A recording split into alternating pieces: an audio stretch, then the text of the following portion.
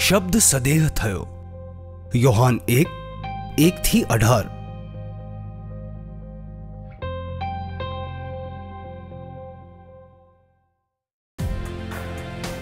આદિમાં શબ્દ હતો, શબ્દ ઈશ્વરની સાથે હતો અને શબ્દ ઈશ્વર હતો।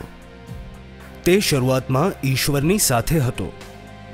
તેનાથી બધી જ વસ્તુઓ ઉત્પન્ન થઈ અને તેના વિના કશું જ ઉત્પન્ન થયું નથી। તેનામાં જીવન હતું અને તે જીવન લોકો માટે પ્રકાશ હતો।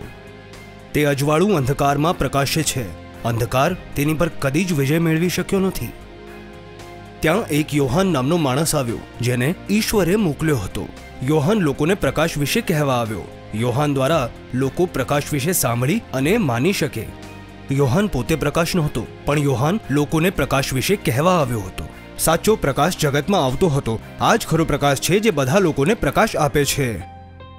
તે શબ્દ જગતમાં હતો, તેના દ્વારા જ જગતનું નિર્માણ થયું છે, પણ જગતે તેને ઓળખ્યો નહીં। એ પોતાને ત્યાં આવ્યા અને એમના પોતાના લોકોએ જ એમને ન અપનાવ્યા, પણ જેમણે તેમને અપનાવ્યા અને જેઓ તેમના નામમાં શ્રદ્ધા રાખે છે તેમને તેઓએ ઈશ્વરના સંતાન થવાનો હક આપ્યો।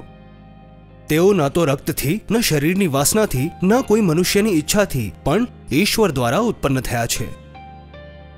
તે શબ્દ એક મનુષ્ય થયો અને આપણામાં વસ્યો।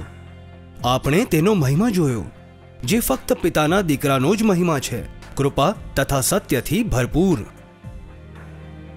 આ વિષયમાં યોહાને લોકોને કહ્યું, આ એ જ છે હું જેમને વિશે કહેતો હતો। જે મારી પાછળ આવે છે તે મારા કરતાં પણ મોટા છે, કારણ કે તેઓ મારી પહેલાથી વિશ્વમાં છે। તેમની પરિપૂર્ણતા વડે આપણા સૌને અઢળક કૃપા પ્રાપ્ત થઈ છે। નિયમશાસ્ત્ર તો મૂસા દ્વારા આપવામાં આવ્યું, પરંતુ કૃપા અને સત્ય ઈસુ ખ્રિસ્ત મારફતે જ મળ્યા છે। કોઈ વ્યક્તિએ ઈશ્વરને જોયો નથી, પરંતુ ઈશ્વર પિતાની સમીપ રહેવાવાળા એકાકી જનિત ઈશપુત્ર ઈશુએ તેમને પ્રગટ કર્યા છે।